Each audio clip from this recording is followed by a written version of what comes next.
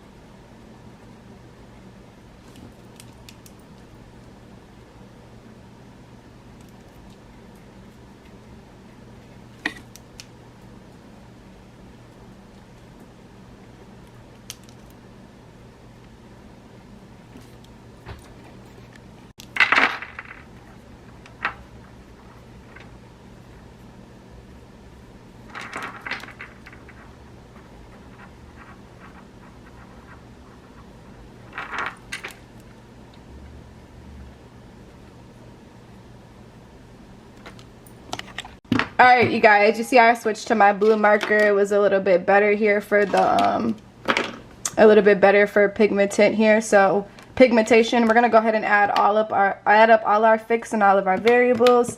80 plus 100 plus 85 plus 81 plus 250 plus 150 plus 910 is going to be 1656.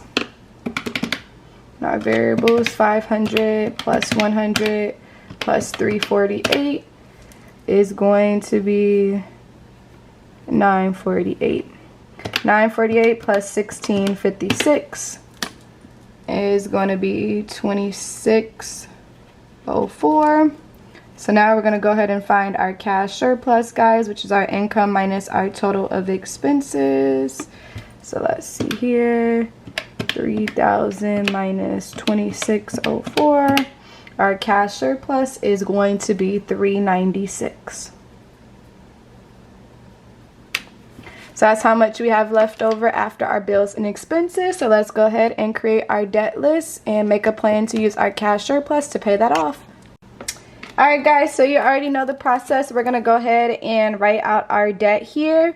Our debt list, our balances, and then we're going to make our plan. So I'm going to go ahead and fast forward me writing out her list. I think it's about 2, 4, 6, 8. I think it's 9 cards, 9 or 10 cards. So let's go ahead and get this written out.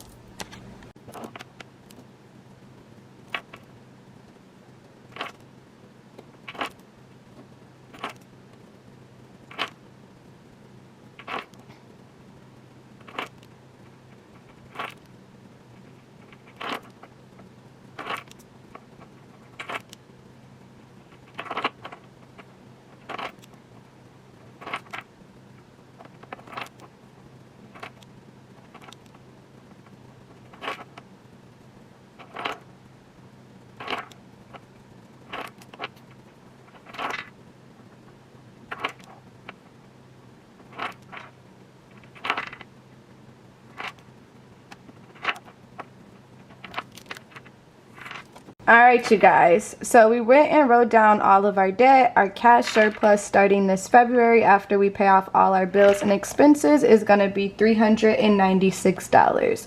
With $396, we're going to pay off our smallest cards to our biggest cards. So guys, based off the cash surplus, it makes the most sense to pay off our smallest cards to our biggest cards. If you had a bigger cash surplus, then you could pay off the bigger ones to the smallest one. Use your cash surplus to dictate which method you're going to use. A lot of you guys always want to try to pay off your biggest card because it has the highest interest, which I get that interest is going to build, but sometimes paying off those smaller, then working our way to the top gives us a foundation to build a savings for emergencies that may come up and give us time to pay off those minimums and put more money in our pockets. So starting February, right off the top, we're going to go ahead and pay off the Capital One. So the first Capital One has a balance of $274, and that's the one we're going to start with. $274. So we're going to go ahead and take our $396 and minus it by our $274. And I like this method a lot because you can build your savings. A lot of you guys don't even have a savings cushion going on in between paying off debt. So that way, if, you know, emergency does come up, unplanned expenses happen, car things come up, emergency medical things happen. At least you have a cushion and you're not putting all your money towards debt. So now we're going to repeat the process. Starting March, we no longer have to pay this $29 minimum. So $396 plus $29. We'll go back into our cash surplus, giving us a new cash surplus of $425. With $425, let's see what our next smallest card is. It looks like it's going to be our second Capital One card.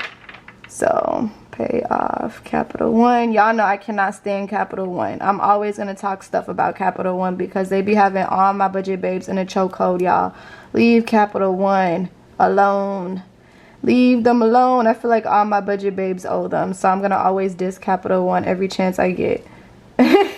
So 425 minus 290 is going to be 135 in our savings. So boom, Capital One's paid off. Starting January, February, March, April, we no longer have to pay the $25 minimum on Capital One. So we're going to go ahead and take our cash surplus, which is $425.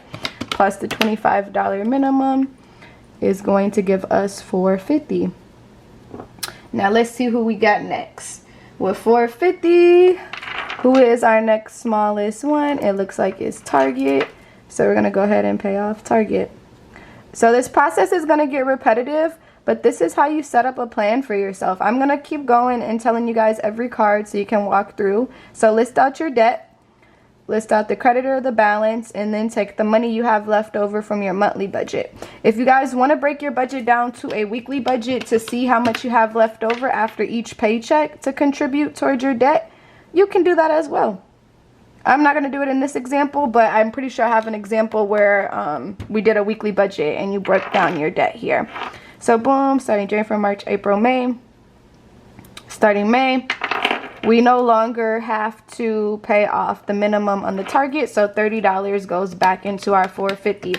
And once again, guys, we are still paying the minimum on all these cards. So interest is still building. That's why I'm acting as if we're starting from the beginning. By the time you get to each card, the balance may be smaller, but it just depends on the interest. So we're just going to act like we're starting from the beginning to cover any interest that accumulated. That way, if we have been putting a minimum, it's not going to matter because the interest's been eating it up. So Google, I think she said, is actually her phone here. But we're going to go ahead and get this out the way so we could put $65 back into our pockets. So 480 minus 365 is going to be 115. That will go in our savings during March, April, May, June. So starting June, we no longer have to pay the minimum on the Google, so $65 goes back into our 480 cash surplus, putting us at 545. Now let's see who we have next here with 545. Let's see, we have the Premier for 377. So we're gonna go ahead and get them out the way. Okay, off Premier, which has a balance of 377. 545 minus 377 is going to be 168 that we get to save. Alright, you guys, once we get to July and August here, we're going to go ahead and combine our cash surplus for 2 months here.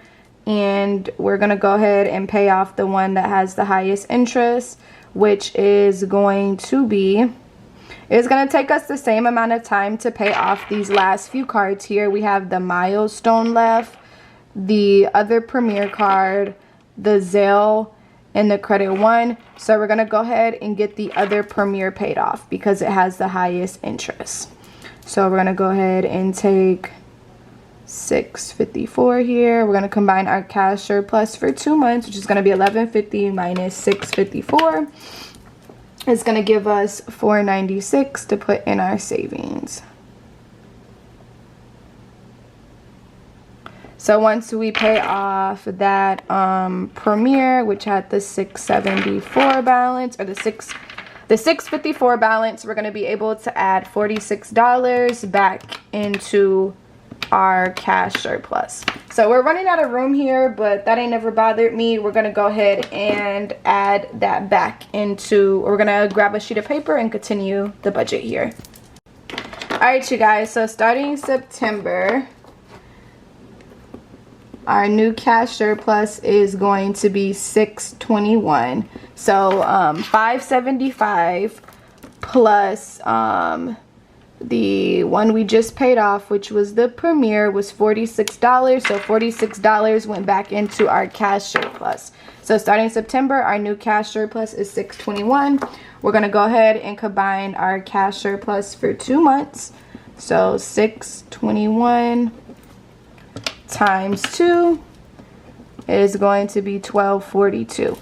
With $1242, we're going to pay off whoever has the highest interest. In this case, it is going to be the credit one. So what is the balance that's left on the credit one here?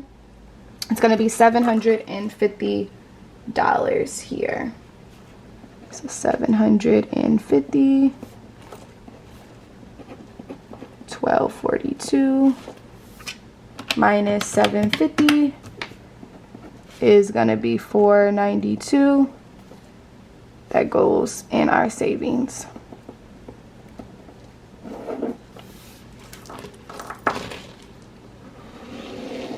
So boom, starting November, we no longer have to pay the minimum that's on this credit one, which was $38.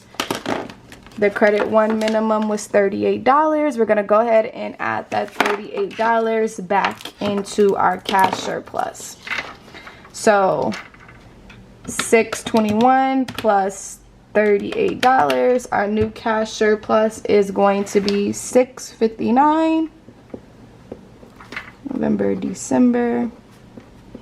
We're going to combine $659 for 2 months. Our cash surplus for 2 months, which gives us $1318. With $1318, we're going to go ahead and pay off whoever has the highest interest between, let's see, the last few we have left over is going to be the Zelles, and it's also going to be the Milestone. So we're going to go ahead and pay off Milestone because the Zelles has not yet has the same or more interest. Sorry, you guys, I can't speak today, but Milestone has higher interest. So once again, guys, the balances may be smaller by the time we get here. Imagine this has been months that's passed by. So we're just rounding up to cover interest because interest has accumulated. Imagine putting a minimum for 6 months, but it just keeps getting ate up by the interest depending on the interest rates. If you want to do the full math and figure out what the interest rates are, you can go ahead. I'm not going to do it just because I round you guys up. So now when we get to the next month here, starting January, we no longer have to pay the minimum that was on the Milestone, which was $48. So let's go ahead and cross that off. Milestone, $48. So we're going to go ahead and $659 plus $48 is now going to give us a $707 cash surplus, and we're gonna go ahead and pay off Zales, which is the last one, which has a balance of $733. And we're just gonna pull the rest of the money, the $26 from our savings, and go ahead and pay off these Zales so we zero out. So now we'll officially be debt free here by February.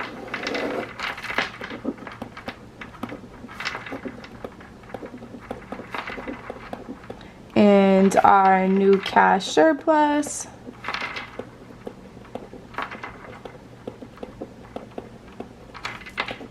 will be, let's see here, $707, which is our last cash surplus, plus the minimum on the Zales was $37, will be $744.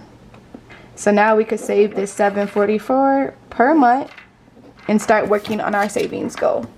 So just like that, you guys, we went and set up a monthly budget here to let us know what's coming in, what's coming out. And then we set up a debt payoff list to see what we can use to pay off our debt here. And this wasn't bad. I don't know the full debt total. I'm gonna go ahead and add it up. I'll put the number on the screen. But it took us 1, 2, 3, 4, 5, 6, 7, 8, 9, 10, 11, 12. About a year to pay off all our debt, which isn't bad, knowing that we started with a cash surplus of $396. So we went from only having $396 left over each month to $744. That's why it's important to pay off your debt. Alright guys, I'm going to wrap up this video. Make sure you guys like, comment, and share with a friend. I'll see you guys on the next video. Planners can be purchased at JaliyahKreationz.com, and no, they are not laminated. Bye!